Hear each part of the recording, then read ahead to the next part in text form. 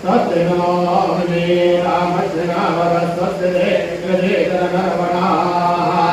स्वस्ति पूषा सूरोदनासनस्तस्यावा पृथिवी सूदेतुना स्वस्ते वायुमप्रणवामहे सोमो स्वस्ति भुवस्पतिः बृहद्यशो नमामिलारोहे स्वस्त्रेयं मनसा विद्युतः परिभान्त सर्वतः शान्तिः शान्तिः शान्तिः। हरिः ओम्।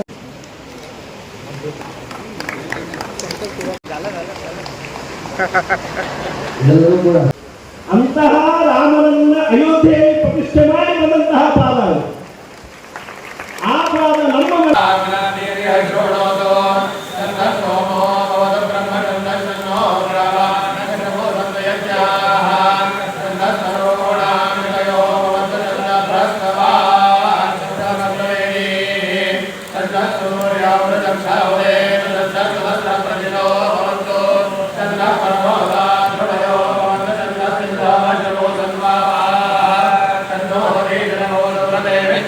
ಪೂಜೆಯನ್ನ ಮತ್ತು ಅಭಿಮಂತ್ರಿತವಾದ ಜಲವನ್ನ ಶ್ರೀರಾಮಚಂದ್ರನಿಗೆ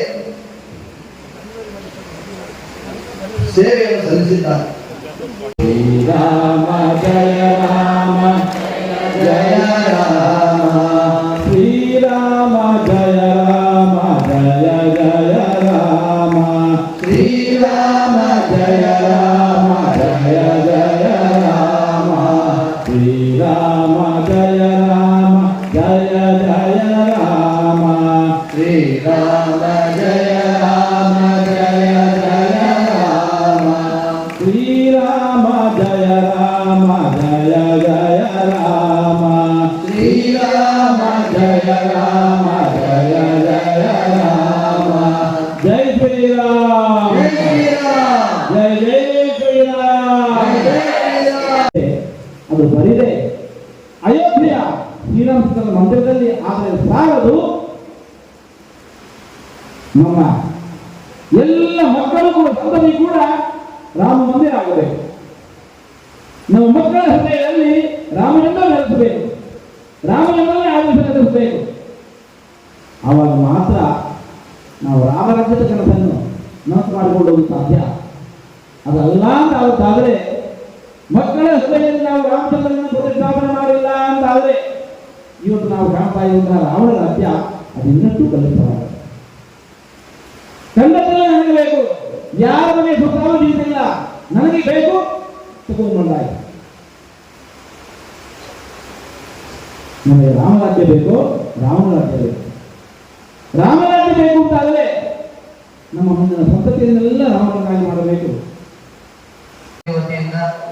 ಮತ್ತು ಅದೇ ರೀತಿಯಾಗಿ ವೆಂಕಟೇಶ್ವರ ಸೇವಾ ಸಂಘದ ವತಿಯಿಂದ ವಡಗಾಂವ ವೆಂಕಟೇಶ್ವರ ಸೇವಾ ಸಂಘದ ವತಿಯಿಂದ ಇವರೆಲ್ಲರೂ ಕೂಡ ಗುರುಗಳಿಂದ ವಿಶ್ವ ಭಕ್ತ ಮಹಾಪ್ರಶಸ್ತಿಯ ಪದಾಧಿಕಾರಿಗಳು ರಾಷ್ಟ್ರೀಯ ಸ್ವಯಂ ಸೇವಾ ಸಂಘದ ಕೂಡ ನಾವು ಮೊದಲಿಗೆ ಪೂಜ್ಯ ತೇಜಾರ್ ಮಠಾಧೀಶರಂತ ವಿಶ್ವೇಶ ತೀರ್ಥ ಶ್ರೀಪಾದಂಗಳವರು ಬೆಳಗಾವಿ ಆಗಮಿಸಿದ್ದಾರೆ.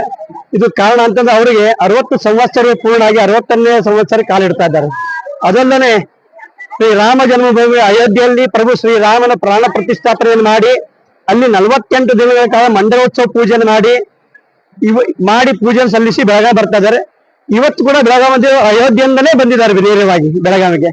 ಅವರು 60 ಸಂವತ್ಸರ ತುಂಬಿದ ಒಂದು ವಿಷಯ ಸಂದರ್ಭದಲ್ಲಿ ಗುರುಗಳಿಗೆ ಗುರು ವಂದನಾ ಕಾರ್ಯಕ್ರಮ ಮಾಡ್ಬೇಕಂತ ಹೇಳಿ ಬೆಳಗಾವಿ ಎಲ್ಲ ಭಕ್ತರು ಕೂಡಿಕೊಂಡು ಈ ಒಂದು ಕಾರ್ಯಕ್ರಮ ಇಟ್ಕೊಂಡಿದ್ದೀವಿ.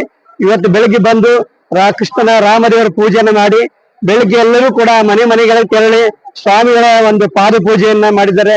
ಅದಲ್ಲದೆ ಬೆಳಿಗ್ಗೆ ಕೂಡ ಕೃಷ್ಣ ಮಠದಲ್ಲಿ ಕೂಡ ಭಕ್ತರು ಆಗಮಿಸಿ ಶ್ರೀಪಾದಗಳ ಸಾಮೂಹಿಕ ಪಾದ ಪೂಜೆ ನಿರ್ವಹಿಸಿ ತದನಂತರ ತೀರ್ಥ ಪ್ರಸಾದವನ್ನು ಗುರುವ ಪ್ರಸಾದವನ್ನು ಸ್ವೀಕಾರ ಮಾಡಿ ಇವತ್ತು ಸಂಜೆ ಈ ಒಂದು ಕಾರ್ಯಕ್ರಮವನ್ನು ಇಲ್ಲಿ ಗುರುವಂದನಾ ಕಾರ್ಯಕ್ರಮವನ್ನು ಸಮಾಜ ವತಿಯಿಂದ ಸಮಸ್ತ ಹಿಂದೂ ಸಂಘಟನೆ ಪರವಾಗಿ ಈ ಒಂದು ಕಾರ್ಯಕ್ರಮದಲ್ಲಿ ಇಟ್ಕೊಳ್ಳಲಾಯಿತು. ಅದಲ್ಲದೆ ಇವತ್ತು ಮಧ್ಯಾಹ್ನ ಸ್ವಾಮಿಗಳು ನಮ್ಮ ಸಾಮರಸ್ಥ ಭವನ ರಾಷ್ಟ್ರೀಯ ಸ್ವಯಂ ಸೇವಾ ಸಂಘ ವಿಶ್ವ ಹಿಂದೂ ಪರಿಷತ್ತಿನ ಸಾಮರಸ್ಥ ಭವನ ಕೂಡ ಭೇಟಿ ನೀಡಿ ಅಲ್ಲೂ ಕೂಡ ಅನೇಕ ಭಕ್ತರನ್ನ ಅನುಗ್ರಹ ಮಾಡಿ ಮಂತ್ರಾಕ್ಷತೆ ನೀಡಿದ್ದಾರೆ. ಅದಲ್ಲದೆ ಮತ್ತೆ ಶ್ರೀ ಸ್ವಾಮಿಗಳವರು ನಮ್ಮ ದಲಿತ ಕೆರೆಗಳಿಗೆ, ಅನೇಕ ಕೆರೆಗಳಿಗೆ, ನಮ್ಮ ಸಿಖ ಕೆರೆಗಳಿಗೆ, ಸಿಖರು ಬಡ ಜನ ಇರುವಂತಹ ಕೆರೆಗಳಿಗೆ ಅಲ್ಲಿ ಭೇಟಿ ನೀಡಿ ಅವರು ಕೂಡ ಅನುಗ್ರಹ ಮಂತ್ರಾಕ್ಷತೆ ನೀಡಿ ಅವರು ಕೂಡ ಸಮಾಜ ನಮ್ಮ ಬಾಂಧವರು, ಅವರು ಕೂಡ ನಮ್ಮ ಸಮಾಜ ನಮ್ಮ ಜೊತೆಗಿರ್ಬೇಕು ಅಂತ ಹೇಳಿ ಒಂದು ಭೇದವ ಮಧ್ಯೆ ಇದ್ದಂತ ಒಂದು ಏನು ಡಿಫರೆನ್ಸ್ ಒಪಿನಿಯನ್ ಇತ್ತು ಅದನ್ನು ಕೂಡ ದೂರ ಮಾಡಿ ಅವರು ಕೂಡ ಅನುಗ್ರಹ ಮಾಡಿ ಶ್ರೀಪಾದಂಗಳ ವಿಶೇಷವಾಗಿ ನಮ್ಗೆ ನೋಡಿ ನಾನು ಎಂದೂ ಹೋಗಿದ್ದಿಲ್ಲ ಇಷ್ಟು ವಚನ ಕೂಡ ನೋಡಿ ಬಹಳ ನನ್ನಾಯ್ತು. ಶ್ರೀಪಾದಂಗ ಕೆರೆಗಳಿಗೆ, ದಲಿತ ಕೆರೆಗಳಿಗೆ ಆ ಬಡ ಜನರಿಗೆ ಹೋಗಿ ಅವ್ರು ಸಾಂತ್ವನ ಹೇಳೋದು, ಸಮಾಜದ ನಿಮ್ ಜೊತೆ ಇದ್ದೇವಿ, ನೀವೇನು ಕಾಳಜಿ ಮಾಡ್ರಿ, ನಿಮ್ಗೆ ಯಾವುದೇ ಕಷ್ಟ ಬಂದ್ರು ಕೂಡ ನಾವು ನಿಮ್ ಜೊತೆಗೆ ಇದ್ದೇವೆ ಅಂತ ಹೇಳಿದ್ದು ನೋಡಿದ್ರೆ ಎಲ್ಲಾ ಜನರು ಅಲ್ಲಿ ಕುಟುಂಬ ಕೆರೆಗಳಿಗೆ, ದಲಿತ ಕೆರೆಗಳು ಇಷ್ಟು ಸಂತೋಷದಿಂದ ಸ್ವಾಮಿಗಳನ್ನ ಬರವಾಡಿಕೊಂಡು ನೋಡಿದ್ರೆ ಬಹಳ ಆನಂದ ಆಗ್ತದೆ ನಿಜವಾಗ್ಲು. ಅಲ್ಲ ನಿಜವಾಗ್ಲು ಇವತ್ತು ದೊಡ್ಡ ಸಂಖ್ಯೆಯಲ್ಲಿ ನಮ್ಮ ಭಜನಾ ಮಂಡಳಿಗಳು, ಅನೇಕ ಸಮಾಜದ ಹಿರಿಯರು, ಗಣ್ಯ ವ್ಯಕ್ತಿಗಳು ಕೂಡ ಇಲ್ಲಿ ಬಂದಿದ್ದಾರೆ. ಇವತ್ತು ಶ್ರೀಪಾದ ವಿಶೇಷ ಅನುಗ್ರಹ ಪಡಲಿಕ್ಕೆ ಬಂದಿದೆ. ಇದು ತುಂಬಾ ಸಂತೋಷ ವಿಷಯ ಇದೆ. ನಮ್ಮ ಮಕ್ಕಳಿಗೆ ಏನ್ ಕಳಿಸ್ಬೇಕು, ನಾವು ಅವ್ರಿಗೆ ಏನ್ ಹೇಳ್ಬೇಕು, ರಾವಣ ಅಂದ್ರೆ ಹೇಗಿದ್ದ, ರಾಮ ಅಂದ್ರೆ ಹೇಗಿದ್ದ, ಅದನ್ನೆಲ್ಲ ತಿಳಿಸಿ ಹೇಳಿದ್ರು. ಇವತ್ತು ಸ್ವಾಮಿಗಳು ಬಿಡಿಬಿಡಿಸಿ ಆಗಿ ಅದು ಸಣ್ಣ ಚಿಕ್ಕ ಬಾಲಕರಿಗೂ ಸದಾ ತಿಳಿಸಿ ಹೇಳುವಂತ ಒಂದು ಕೆಲಸವನ್ನು ಮಾಡಿದ್ರು. ಅದರ ಪ್ರಕಾರ ನಾವೆಲ್ಲ ತಿದ್ದಿಕೊಂಡು ನಡೆದರೆ ನಿಜವಾಗಿಯೂ ನಮ್ಮ ದೇಶ ರಾಮರಾಜ್ಯ ಆಗುತ್ತದೆ. ಈ ಬೆಳಗಾವಿ ನಗರದ ಸಾಯಂಕಾಲದ ಈ ಕಾರ್ಯಕ್ರಮ ಬಹು ಚೆನ್ನಾಗಿ ನಡೀತು. ಎಲ್ಲ ಭಕ್ತರು, ಎಲ್ಲಾ ವರ್ಗದ ಭಕ್ತರು ಸೇರಿದ್ರು. ಒಂದು ಅತ್ಯಂತ ಧನ್ಯತೆ ಭಾವನೆ ತಂದುಕೊಟ್ಟಂತಹ ಈ ಕಾರ್ಯಕ್ರಮ ಒಂದು ಬೆಳಗಾವಿಗೆ ಶೋಭೆ ತರತಕ್ಕಂತಹ ಕಾರ್ಯಕ್ರಮ ಆಗಿದೆ. ಅತ್ಯಂತ ಆದರಣೀಯವಾದದ್ದು, ಅವಶ್ಯ ಆಗಲೇಬೇಕಾದದ್ದು. ಅದರಲ್ಲಿ ನಮ್ಮ ನಗರ ಸೇವಕರಾದಂತಹ ಜಯತೀರ್ಥ ಸವದತ್ತಿಯವರು ಮತ್ತೆ ಎಲ್ಲ ಗಣ್ಯರು, ಪದಾಧಿಕಾರಿಗಳು, ಆನಂತರ ವಿಶ್ವ ಹಿಂದೂ ಪರಿಷತ್ತಿನ ಇವರು ಎಲ್ಲರೂ ಕೂಡ ಸಹಕಾರ ಕೊಟ್ಟು ಉತ್ತಮ ರೀತಿಯಿಂದ ಆದಂತಹ ಈ ಕಾರ್ಯಕ್ರಮ ಎಲ್ಲರಿಗೂ ಆನಂದವನ್ನು ಕೊಟ್ಟಿದೆ ಅಂತ ಇಷ್ಟು ನಾನು ಹೇಳಲಿಕ್ಕೆ ಬಯಸ್ತಾ ಇದ್ದೇನೆ. ಆಗಮನಕ್ಕೆ ಭಕ್ತರ ಸ್ಪಂದನೆ ಹೇಗಿತ್ತು? ಶ್ರೀಗಳ ಅಯೋಧ್ಯೆ ರಾಮನ ಸ್ಥಾಪಿಸಿ ಅಯೋಧ್ಯೆ ಬಂದಿರತಕ್ಕಂತಹ ಶ್ರೀಗಳವರನ್ನು ಸ್ವಾಗತಿಸುವಲ್ಲಿ ಭಕ್ತರು ಅತ್ಯಂತ ಉತ್ಸಾಹಶಾಲಿಗಳಾಗಿದ್ದು ಹೃದಯ ತುಂಬಿ ಸ್ವಾಗತವನ್ನು ತಾವು ಮಾಡಿದ್ದಾರೆ. ಅಂಥದ್ದೊಂದು ಅತ್ಯಂತ ಒಂದು ಭಾಗ್ಯ ಅಂತ ಹೇಳಿದ್ರು ಅಡ್ಡಿ ಇಲ್ಲ. ಶ್ರೀಗಳವರು ಇಲ್ಲಿ ಬಂದದ್ದು ನಮ್ಮ ಭಾಗ್ಯ. ಅದರಲ್ಲಿ ಕೂಡ ಈ ಸಂದರ್ಭದಲ್ಲಿ ಅದು ಬಹಳ ವಿಶೇಷವಾಗಿ ಅಂದ್ರೆ ರಾಮನ ಜನ್ಮಭೂಮಿಯಲ್ಲಿ ರಾಮನನ್ನು ಸ್ಥಾಪನೆ ಮಾಡಿ ಬಂದು ನಮ್ಮನ್ನು ಹರಿಸಿ ಮತ್ತು ಒಳ್ಳೆ ರೀತಿಯಾದಂತಹ ಶ್ರೀಗಳವರ ಉಪದೇಶವು ಕೂಡ ಅತ್ಯಂತ ಆದರಣೀಯವಾಗಿತ್ತು. ಬರೀ ಅಯೋಧ್ಯೆಯಲ್ಲಿ ಮಾತ್ರ ರಾಮ ಅಲ್ಲ, ನಮ್ಮ ಮನಸ್ಸಿನಲ್ಲಿಯೂ ರಾಮ ಇರಬೇಕು ಎಂಬುದನ್ನು ಹೇಳಿ ನಮ್ಮೆಲ್ಲರನ್ನು ಕೂಡ ಒಳ್ಳೆ ಸಂಸ್ಕಾರವಂತವರನ್ನಾಗಿ ಮಾಡಿದ್ದಾರೆ. ಶ್ರೀಗಳವರ ಈ ಕಾರ್ಯಕ್ರಮ ಬಹಳ ಚೆನ್ನಾಗಿತ್ತು ಅಂತ ನಾನು ಹೇಳ್ತೀನಿ. ಭಕ್ತರ ಜಾಗೃತಿಗಾಗಿ ಶ್ರೀಗಳ ಸಂಚಾರ ನಡೀತಾ ಇದೆ. ಎಷ್ಟು ಮಟ್ಟಿಗೆ ಅವಶ್ಯಕತೆ ಇದೆ ಈ ದಿನಮಾನದಲ್ಲಿ? ಭಕ್ತರೇ ಈ ಸಾಧು ಸಂತರು ಇಲ್ಲ ಅಂತ ಹೇಳಿದ್ರೆ ಈ ಸಮಾಜ ಏನಾಗುದಿಲ್ಲ ಅಂತಂದ್ರೆ ಸಂಸ್ಕಾರಗಳನ್ನ, ಸಂಸ್ಕೃತಿಯನ್ನ ಪಡೆದಿಲ್ಲ. ಸಂಸ್ಕೃತಿ ಸಂಸ್ಕಾರ ಎರಡೂ ಕೂಡ ಸಂತರಿಂದ ಆಗಬೇಕು. ಸಂತರು ಮಾರ್ಗದರ್ಶಕ ಆಗಿದ್ದಾರೆ. ಯಾಕಂದ್ರೆ ಜಗತ್ತಿನಲ್ಲಿ ನಿಯಮ ಇದೆ, ದೊಡ್ಡವರು ಹೇಗಿರ್ತಾರೋ ಹಾಗೆ ಚಿಕ್ಕವರು ನಡೀತಾರೆ ಅಂತ. ಸಮಾಜಕ್ಕೆ ದೊಡ್ಡವರು ಅಂತಂದ್ರೆ ಯಾವಾಗಲೂ ಸಂತರೇ. ಸಂತರಕ್ಕಿಂತ ದೊಡ್ಡವರಿಲ್ಲ. ತಂದೆ ತಾಯಿಗಳು ಮನೆಗೆ ದೊಡ್ಡವರಾಗ್ತಾರೆ, ಆದ್ರೆ ಸಂತರು ಇಡೀ ಜಗತ್ತಿಗೆ ಅವರು ದೊಡ್ಡವರಾಗ್ತಾರೆ. ಅವರ ಆದರ್ಶ, ಅವರ ಸಂಚಾರದಿಂದ, ಅವರ ಸಂಪರ್ಕದಿಂದ, ಅವರ ಉಪದೇಶದಿಂದ ನಾವೇನು ಮಾಡ್ತೇವೆ ಅಂದ್ರೆ ಅವರಿಂದ ಸಂಸ್ಕಾರಗಳನ್ನು ಕಲಿತು ನಾವು ಅತ್ಯಂತ ಉತ್ತಮ ಪ್ರಜೆಗಳಾಗ್ತೀವಿ.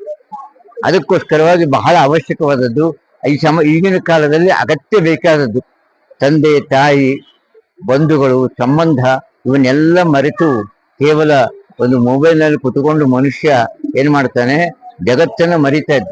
ಅಲ್ಲಿ ನಾವು ಸಂಪರ್ಕ ಸೇರಿಸಬೇಕಾದ್ರೆ ಇಂತಹ ಸಂತರ ಉಪದೇಶಬೇಕು.